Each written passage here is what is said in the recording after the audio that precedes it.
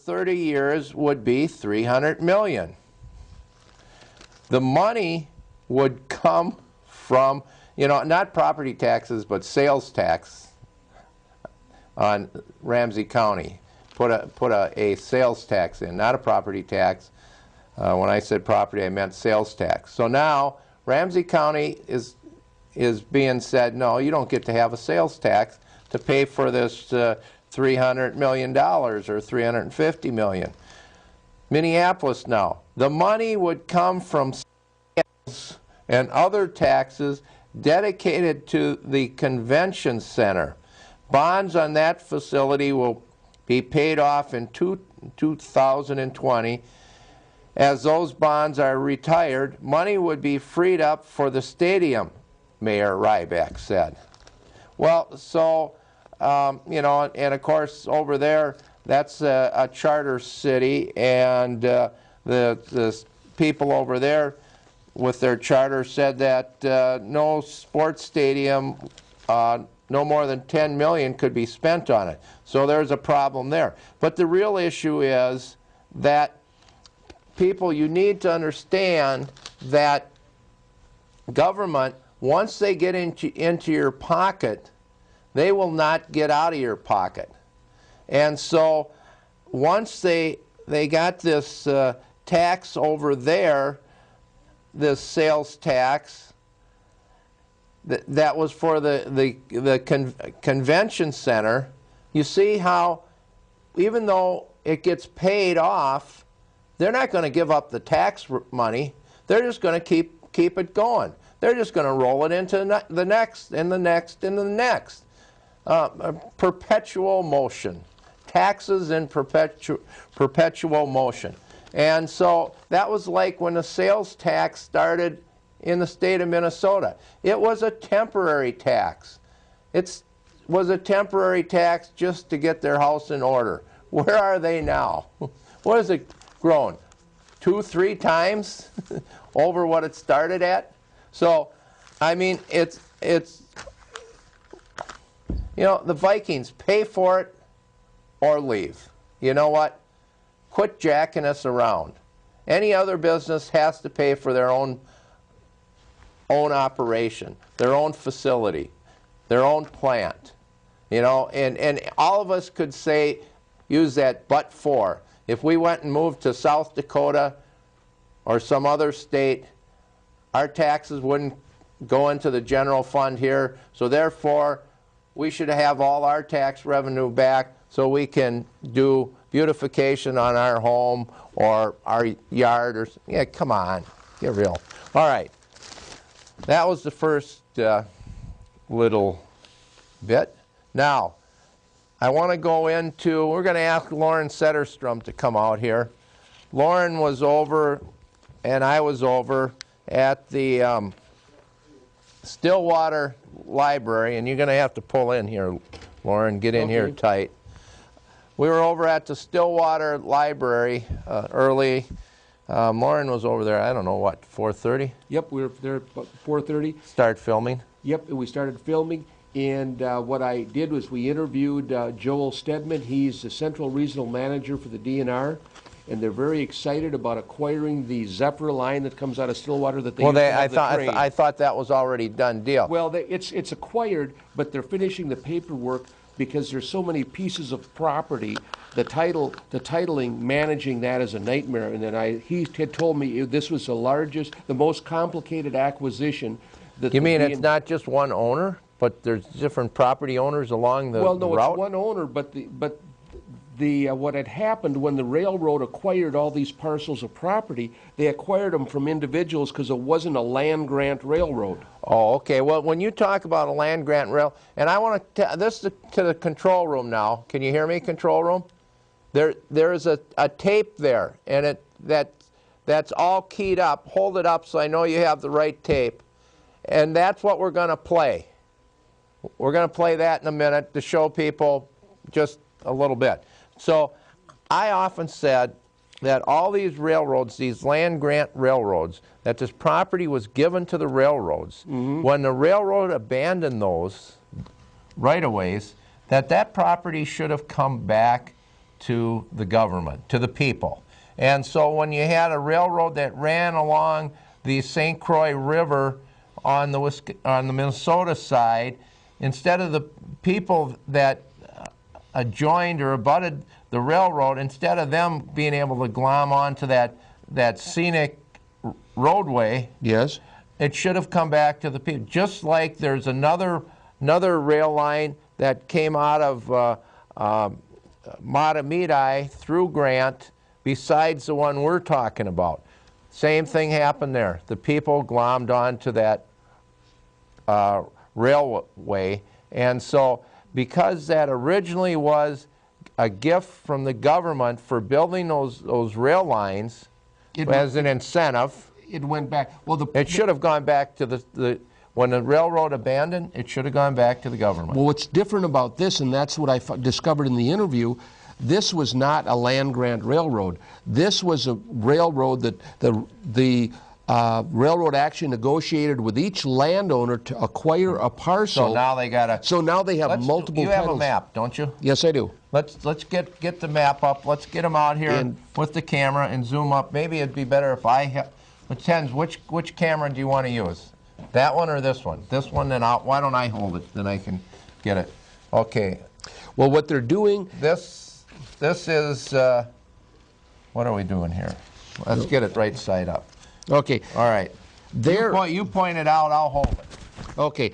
The Gateway Trail starts down here in Cayuga Street. It goes up through Pine Springs. Cayuga Street is in St. Paul along 35E by, what is that? Kmart down there. Kmart just off of Maryland. It goes through Maplewood, through North St. Paul, through Pine Springs, and into Grant. Now that's where the horse trails start, and it currently continues on up to Pine Point, which was the old Poor Farm. Well, the part that they're talking about is acquiring, it's called the Duluth Junction, and it goes from Highway 96, where the Gateway crosses, all the way into Stillwater. It's that yellow line there. That's the yellow line, and that's what they're acquiring. Okay, and then show where Brown Creek is, that blue line. Yep, Brown Creek is right through here. Now this is... And that follows the trail into Stillwater. The yellow lays over it at part of it there. So that was a trout stream that's spring-fed, so you don't really see it coming out of a lake. It just starts and it's all spring water. So that was, they straightened it out. They took a part out that went into that, what was it, McCusick Lake? How do you say it? McCusick Lake. McCusick Lake. Show where that McCusick Lake is. No, not there. No, not there. It's right over there. Yep, right over here. Okay, and what they did is they diverted that water so they could saw lumber in the 1880s. Well, then, when the railroad came, was through, they had straightened it out and made it steeper. And now I also had another interview with Craig Leiser, who's the president of the Brown Creek Watershed. And as long as they're tearing up the rails, they're going to use the opportunity to enhance the trout stream and make it back, and also get rid of the sediment that washes down into the bay. They have to bring... So that trail has, or that rail line has a maximum of a grade of 2.5%. And so the problem is there's a section there that gets narrow right about where above your pen, that they're going to have a problem of getting the horse trail in. And the Gateway has alongside of the bike paved part is a horse trail that's it's not a single trail. It's wide enough for a hay wagon to go down. So and that trail there, go up to Park Point. Pine Point is right Pine Point. That will someday continue all the way up to Duluth. I've seen the plans for that. And what I did forget to talk to the DNR about, unlike the trail that goes along Highway 61 to Duluth, if you look at the signs there, that trail is going to be taken away and turned in probably by the rail authority to have a light rail go to Duluth, if you read that. So people just know that some of this stuff is you're going to lose. You're going to lose the one along 61, but on the other hand, I think the gateway will stay there. So, all right, we have that. Let's play. Let's put that tape in and show people what we had for a meeting going over there. Just play that a little bit. We just have a little bit of it. There it is. This is over at the Stillwater Library, and there my back is to the camera talking to Larry Lanou there. Is that your good side, Bob? That's my good side. And so, of course, Larry was instrumental in getting the. That's enough. That was short. Larry was instrumental in getting the horse trail along the Gateway Trail. He went down to the Senate hearings and lobbied down at the Capitol and lobbied hard for it, and organized a bunch of people. And they now have a premier horse trail, and it's used quite a bit. I think a lot of people move out to Grant for one of the reasons is so they have a wholesome atmosphere, and there's a good place to raise kids. They can have some wholesome activities, whether it's 4-H, young equestrians. And we're going to be showing more of this, Bob, in my January all-around Grant show that's on at 7 o'clock on Monday night. We're going to have on this channel. On Channel 15. We're going to have an extensive interview. Monday when? Monday, at the first Monday in January. And one of the things we're going to be talking to with Joel Stedman, who is the central manager for the DNR. We're also going to be talking to Craig Leiser, and he's going to be talking about how they're going to enhance the trout stream, which, by the way, is one of the few trout streams close in this area. Now I want to say, as long as you brought up that name, Colin Kelly. Colin Kelly, and here's a phone number if anybody wants any information on this Brown Creek Trail. What else did you refer to it as? The old rail line. What did you call the old rail line that the Brown Creek Trail is now? Doesn't matter. Okay, here's a phone number. 651-259-5606. 259-5606. 259-5606. And if you need any information on the trail or the Brown Creek trout stream, he's your contact person. He's the one that provided the packet to us. Well, here's a better, maybe we can get a picture of this one. This is a, let's see, right here. Let's do this one. This is an up close picture. Show where the Gateway Trail is over there. The Gateway Trail is right here. Okay. It's going right up there. And here's the extension. It's coming from the Duluth Junction. That was the question I had just asked. The Duluth Junction. That was the railroad called the Duluth Junction. And it comes along here, winds around, then it comes back up here, and this is where it goes through that steep gully. And you could, I don't know if the camera can see it, but you can see the wide creek where the creek gets very wide right there. The problem is they need a lot of swales and turns and bends to slow the creek down so it doesn't wash all the sediment. The other thing that they were talking about is there's 16 different culverts that the railroad put in so it doesn't wash out the rails, that makes the water go straight into the creek and doesn't trickle down naturally, and that again rushes in sediment. And one of the other things they're going to be doing is making plantings along the side to shade it, because they need to have the temperature of the water 72 degrees or less so the trout can maintain. Show this. The creek that goes back up there. There it is right there. The creek comes right down here. The blue line, and then it follows the trail. Then it follows the trail. And they again had changed that and straightened it out for the railroad. They used to do a lot of those things back then. Again. And that used to, at one time, it flowed into McCusick Lake. They diverted it so they could run a sawmill. And I think at one time, years and years and years ago, people put a dam at the end of McCusick Lake to create the lake. I think the stream went through there and then down into Duluth. I'd like to see some real old maps of how that stream actually went before they diverted it. All right, So we have that. That was that issue. Now we're going to get into. Did we have a phone call?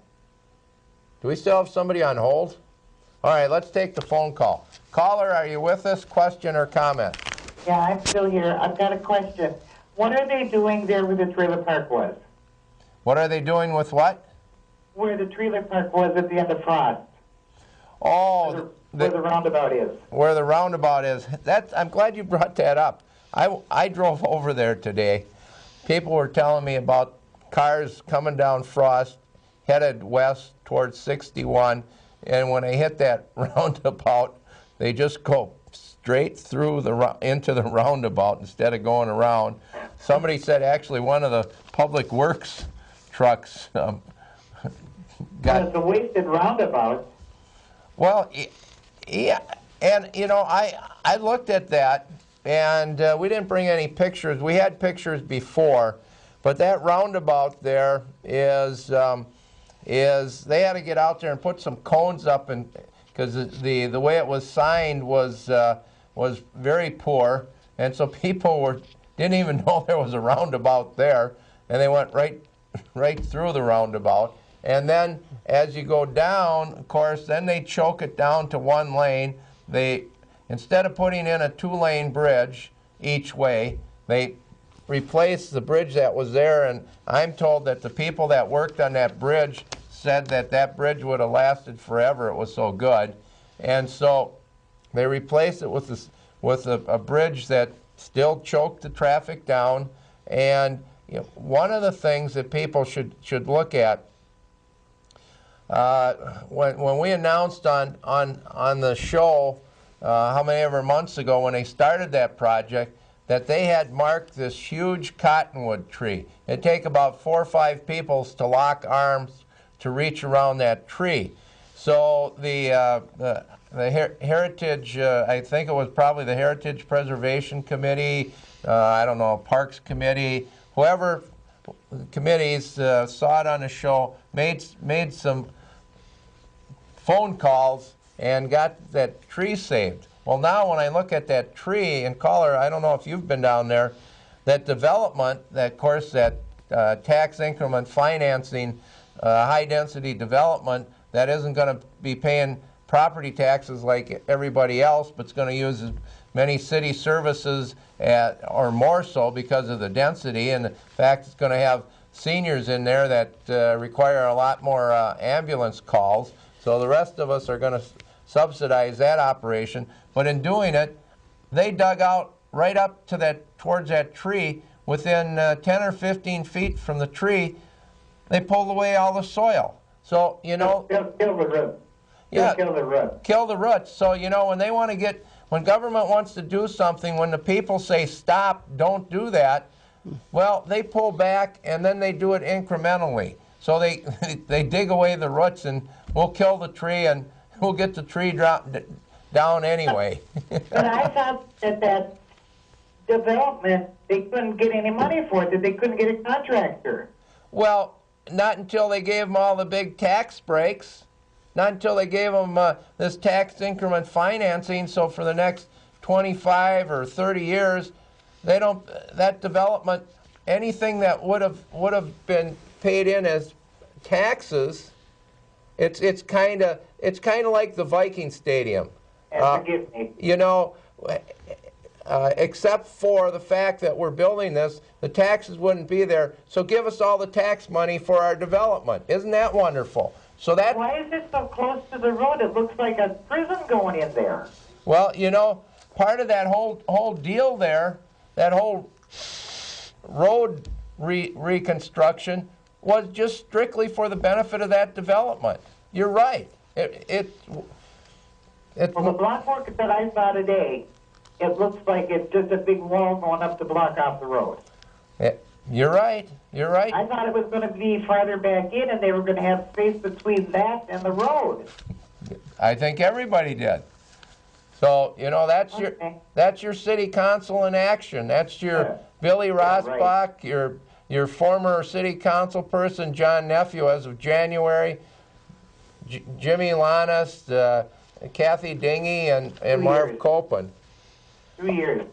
they'll be gone. 2 years they'll be gone. Thanks, caller. All right, let's you know what? Let's start playing some of those clips from leftover, because last week we stopped with the conversation because we ran out of time on the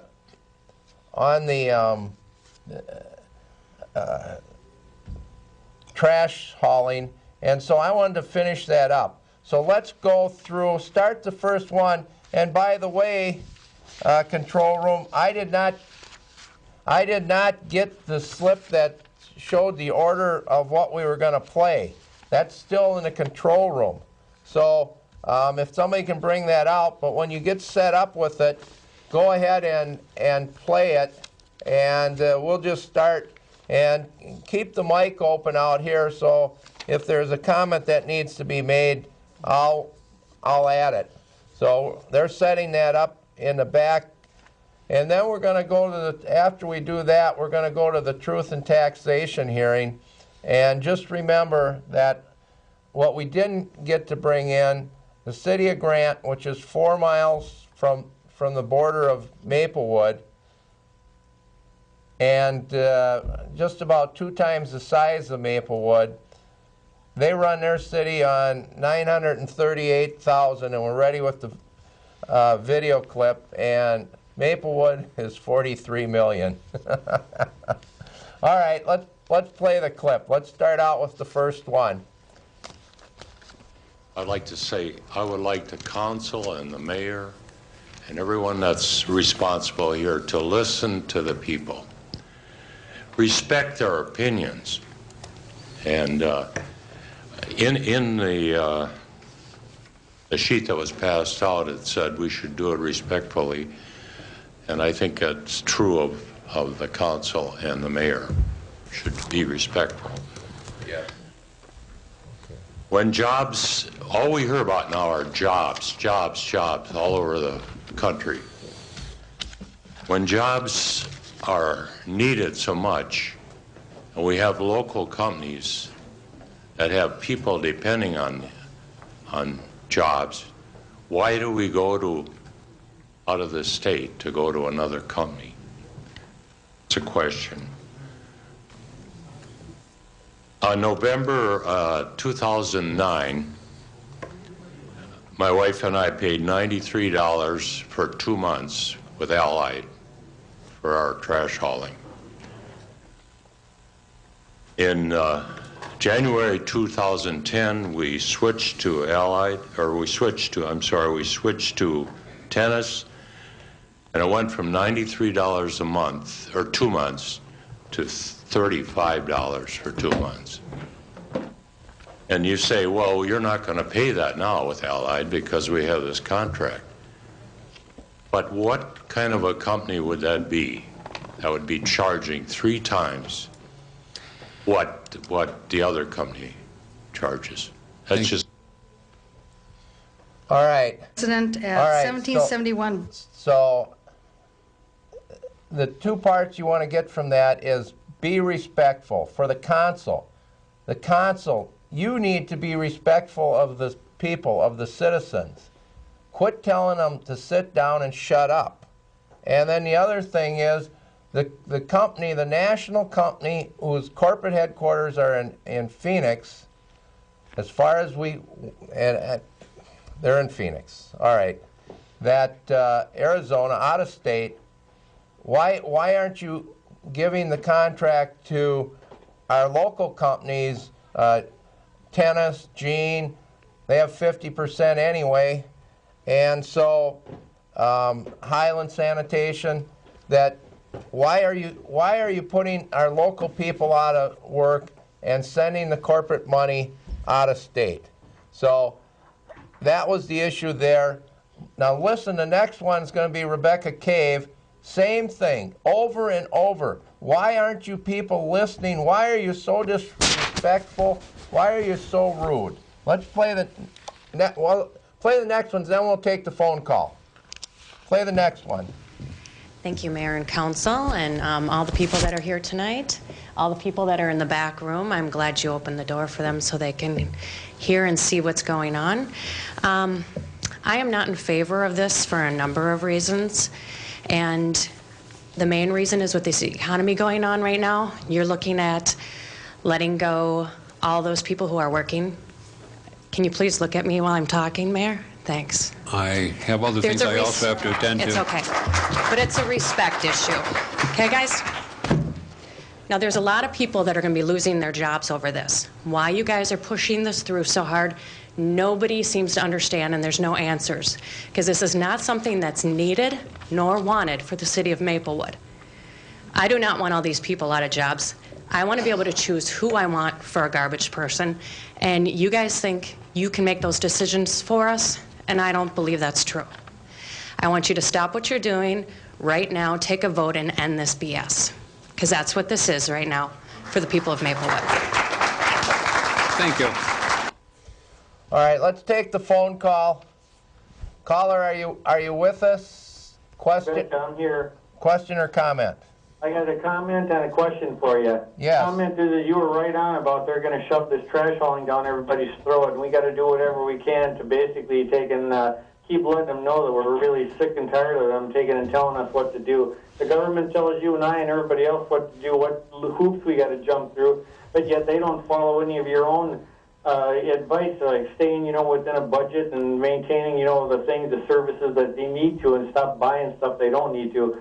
My question is I saw you and Diane up there for the taxation hearing, and I never saw one comment by them about what the percent they're going to use to take and try and screw us again. All right, thank you, caller. And we're going to play some of that truth in taxation. One thing when we play that, remember one thing, that Marv Copen got elected to the council over Rebecca Cave by 200 votes only. And Marv Copen, that was supposed to be making sure that the citizens were heard and that this government-run garbage hauling was stopped. Well, he's the one that voted for the levy now and the budget. And matter of fact, he actually made the motion for the levy and seconded on the budget. And you know what? If there wasn't the money to pay for the trash hauling, government takeover of the trash hauling, it would have stopped. So Marv Copen did not follow through on his promise. That we told the trash haulers, you are making a mistake with Marv Copen. At least you see Rebecca Cave. She stands up there and calls it like it is. All right, let's take the next phone call, and then we'll play the next clip. Caller, are you with us? Question or comment? Bob, Zick, this is a wonderful show. I'm glad you spotlight the buffoons over there at Maplewood. And I thought that that other issue with the trail was very fascinating, too. One question, I was just listening to you on the talk about that arrogant and that highly arrogant and belligerent mayor, Rossbach, and how he screams at people and shouts at people and tells them to sit down, whatever he can do to push them and to provoke them and to intimidate him. While that little guy in the end, Marv Copen, just sits there like a stump on the log, not defending anybody, not sticking up for anybody. And now you're telling me that when they pass their big tax rate increase, one of the biggest ones ever in the city of Maplewood, it's that guy, that stump on the log at the end, who spoke up, who just got reelected, who said, I make the motion to do that. And then, after taking all that money from the Trash Hauler Association, which got him reelected, according to his seatmate there, John Nephew, and after he betrayed the public, then he goes and he passes a budget without even questioning the budget for the oversight and the maintenance of that new contract. What don't I understand in this equation, Bob? Thank you.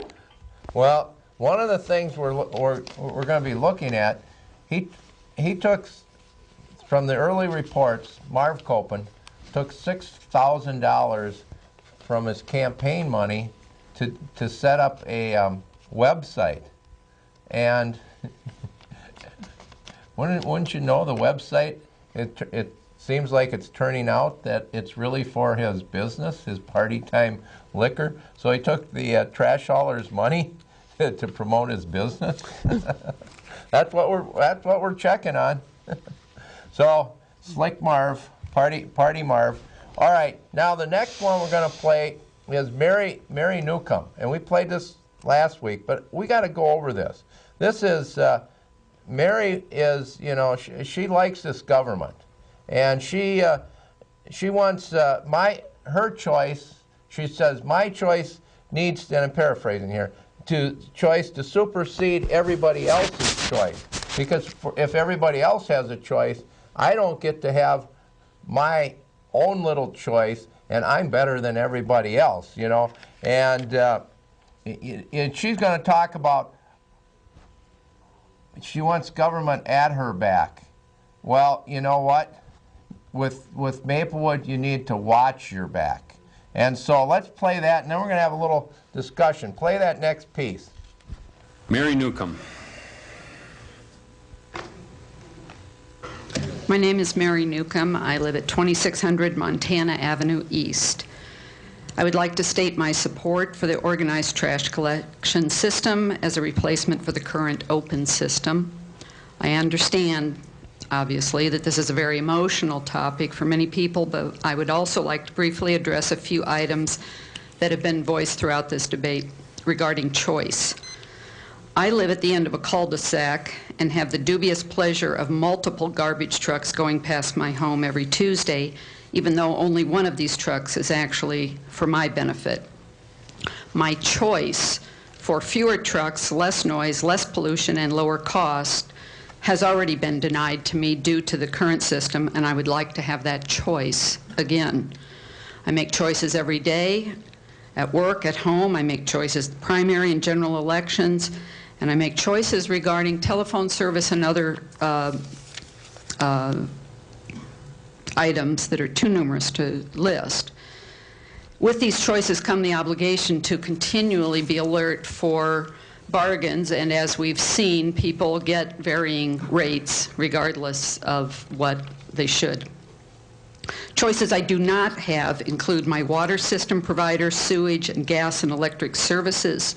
These are basic services provided by government and/or regulated monopolies, and this does take a lot of burden away from all of us for providing for safe and consistent service.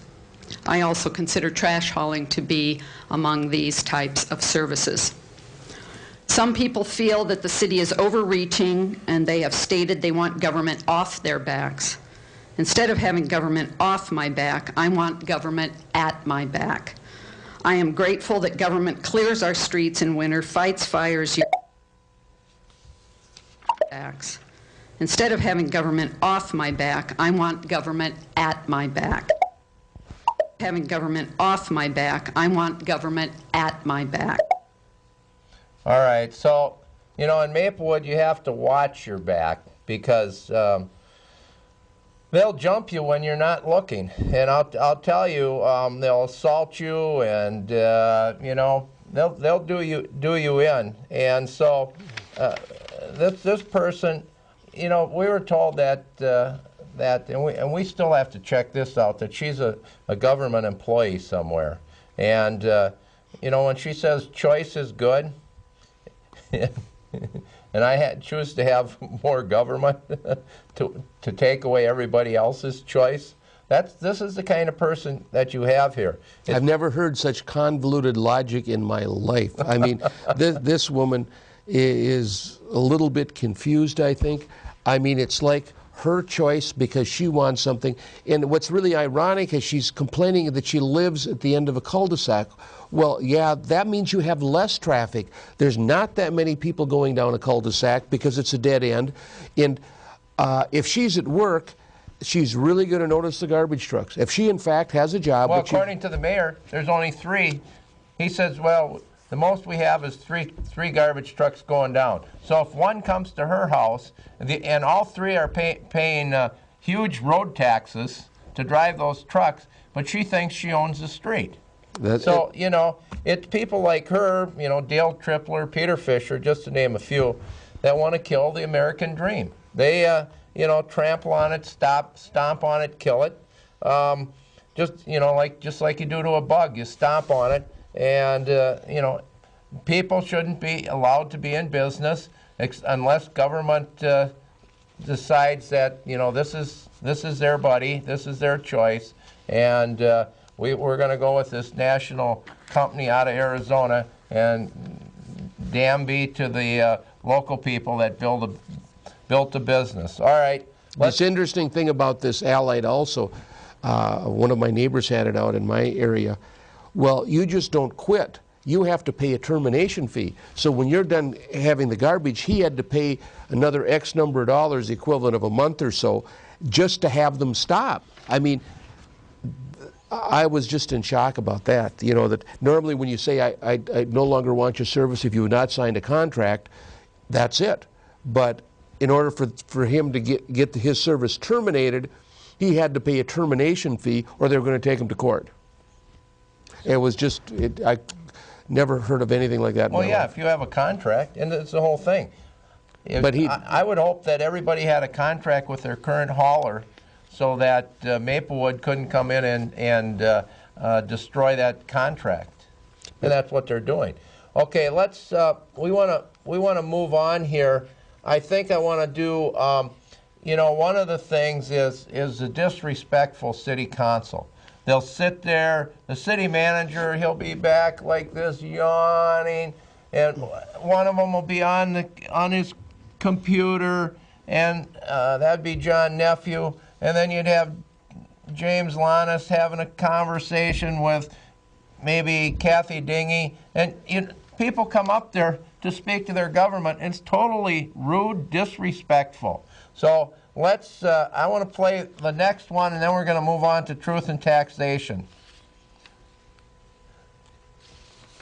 Well, I guess Diana we're going Laundrie, 1771 Burr Street. I have two contract questions.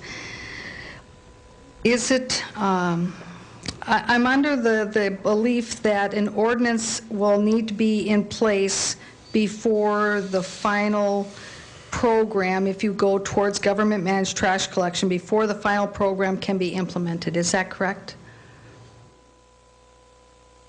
I'm going to say yes. Looks like I've got a couple nods. Mr. Cantor, do you want to say anything? Mr. Mayor, we do propose to update our ordinance based on the contractual system. This is Mayor and Council. It's step by step. Obviously, the decision tonight is whether to move forward. As you've discussed earlier, there are modifications that you'd like to make, and our current ordinance, if you will, doesn't imply that the city is going to be the sole contractor. So obviously, we'd want to change that up before anything went rolling. We're not talking about a contract that's going to take effect anyway for quite some period of time, even if it got signed. Okay, so I wanted to clarify that, because then my question is this: in looking at the provisions in the contract, is there, from what I could tell, I did not see it, is there a provision that there's no penalty for Maplewood and that Maplewood can withdraw from this contract if the ordinance that's required to implement the program is not passed?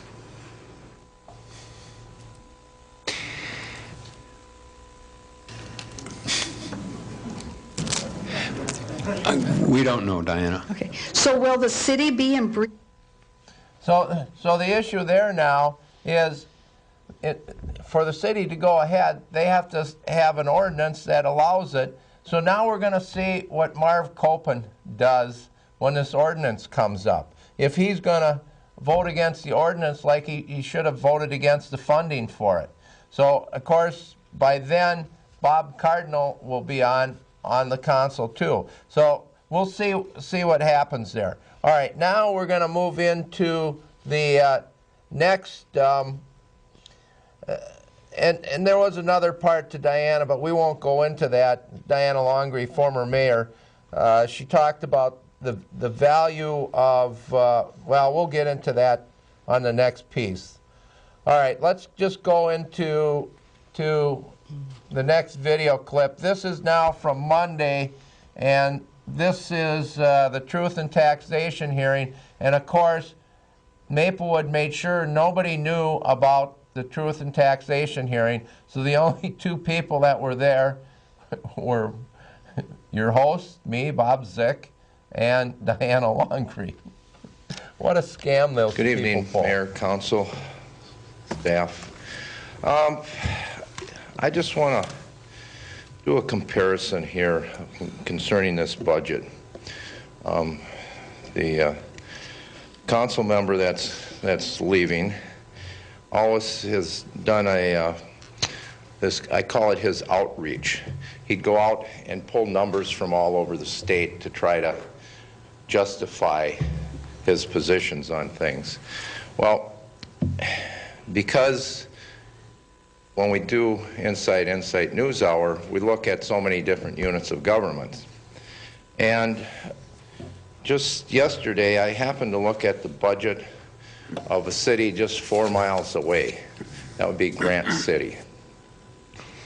Now, Maplewood has a square mileage of 19 square miles. The city of Grant, Mr. Nephew, you might want to pay attention because you like to Zick, turn this if you things want to around. comment, go ahead. Just Okay. keep your... Well, you know, it's the same thing as Rebecca Cave said. I'm speaking. Maybe you could listen to me instead of playing on the computer. Mr. Zick, come on. And anyway, we will move on. The issue there is they have a city that's 36 square miles. Maplewood has a city of 19 square miles. Maplewood's budget here, I've heard say is 50 million by the one of the city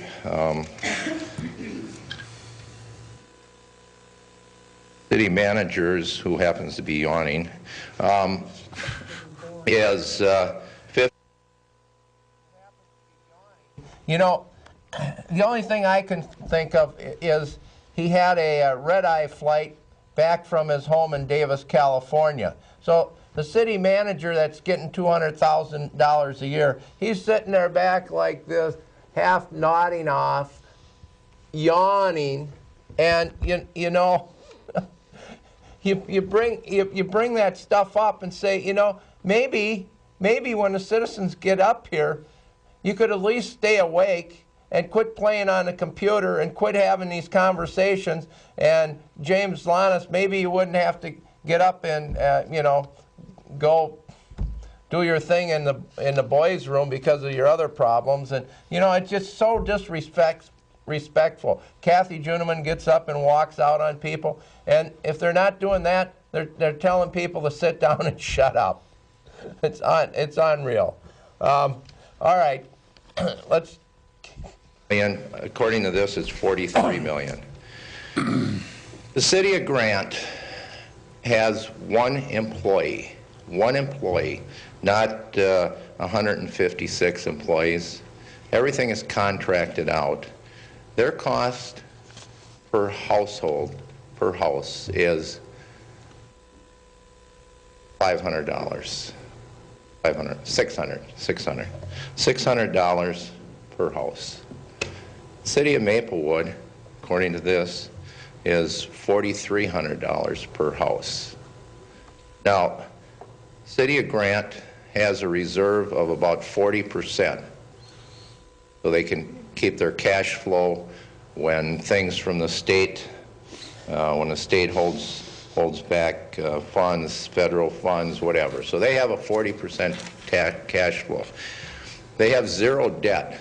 The debt here, $80–90 million. You know, when we talk about budgets, how does a city like that, that's 2.5 times the size of Maplewood, operate with one city employee and a $900,000 budget? Does, you know, do you people ever stop and think, you know, when you guys start comparing, looking around, and you say, what city or what municipality spends more than us? We have to keep up with the Joneses. When your city manager number 2 over there says, well, we should really have a debt ratio of 1.5 to 2 times, and we're not there, let's increase it. You know, whatever happened, Maplewood is becoming another Greece. And you keep spending, you keep borrowing, you keep bonding, and you know, when you do these budgets, you think, oh, we did really good this year. We did really good. Well, why don't you compare yourself to a city that does really good? I mean, real, not inflated, not artificial. How does a city 2.5 times the size of this manage to operate with 1 city employee, contract everything out? You go to their council meetings, they don't have this sitting around here.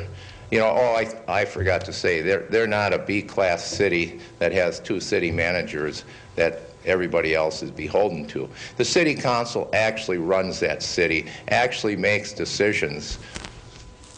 And, you know, I think you should take an example from cities that operate like that. Thank you very much. All right, so, folks, it's unreal. Last night, and Lauren can attest to this, we were going to have the truth and taxation comments. We don't have them. They'll be next week. We'll get them. That's right. We'll get them. Miscommunication with the... Miscommunications. So, but when you look at Grant last night, at their city council meeting in what is it, Welander School? Mm-hmm. Old one-room schoolhouse, sitting at tables, and the city council actually makes the decision. So there was, last night there was 5, counting the mayor, 5 city council people and the city clerk there. That's all. At Maplewood, you have this, what, she has a different title, but the city clerk, then you have the police chief, then you have the fire chief, then you have city manager number 2, then you move over and you have 1 city council member, John Nephew, soon to be gone, thanks to the smart decision of the voters in Maplewood, Party Time Marv, then you have the city manager number 1, $200,000 a year. You know, all these people are $150,000 to $200,000, and then so you have the, you know, he comes back in and he's half asleep, and then you have Billy Rossbach, then you have Jimmy Lanas, then you have Kathy Dingy, and then you have the attorney, then you have I think the city engineer Michael Thompson. Then you usually have, well, then you have a planner, Sean Finwald, and then there's usually 1 more in there. So you have all that money sitting there. Have you ever done a comparison from the population to the number of employees and kind of worked those numbers out? Because I had heard that Maplewood had quite a large number of employees. If you look at for the population, it was higher than average. 156 full-time employees, doesn't count any of their part-time employees. So this is what you have up there. $43 million budget, and I don't know that that's totally inclusive. $80–90 million in debt, and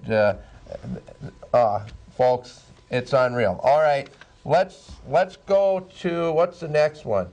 Oh, this is Rossbach, because when I talked about Grant is you know, remember this, folks. Grant,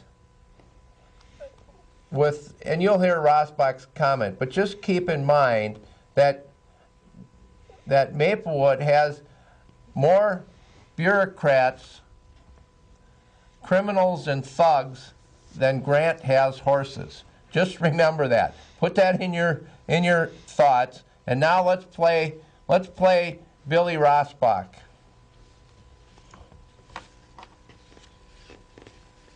Our good friend Mr. Zick wants us to compare ourselves to a place that has more horses than it has people. And so I guess it costs less to raise horses than it does people. Don't have to plow as many roads, which are all dirt in Grant Town, in the city of Grant. So, All right, so Well, I have to correct one thing on that.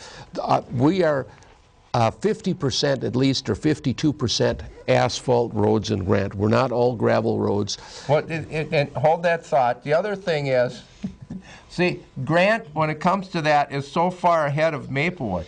Maplewood is now trying to take and do what I call deadly streets. They call it living streets, to choke down the streets because the watershed wants to try to hold off all this runoff off the streets.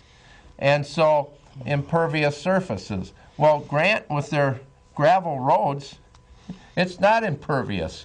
The water stays where it falls. So, and then, just out of curiosity, you know, by the way, Rosbach's brother lives in Grant. He lives across the street from me, as a matter of fact, yes. 70th and 107th Street. 107th and what's across the street? Jessamine? Joliet. Joliet. So his brother at least knows where to live. All right, and then how cheap is it to have a horse, by the way? Well, it isn't all that inexpensive. You know, if you have your own horse, there's vet bills, there's feed. If you board it, the horse board goes anywhere from $200 to $1,000 a month, depending on the type of facility you want. So, if Mr. Rosbach would watch your show all around Grant on Monday nights on this channel, he would actually know what he's talking about. Yes, he probably would have more accurate information. By the way, when he says more horses than people, we know where he got that. Oh yeah, that came from both your show and mine. So, but it's interesting, the misinformation he's perpetuating, in a rather condescending manner, I might add. Okay, let's play the next clip. We're down to 2 minutes here. with the resolution which adopts our budget, and so, of course, again, we've been kind of working towards this budget throughout the year. Presented the highlights by Ms. Baumann in her PowerPoint. Are there any questions on that?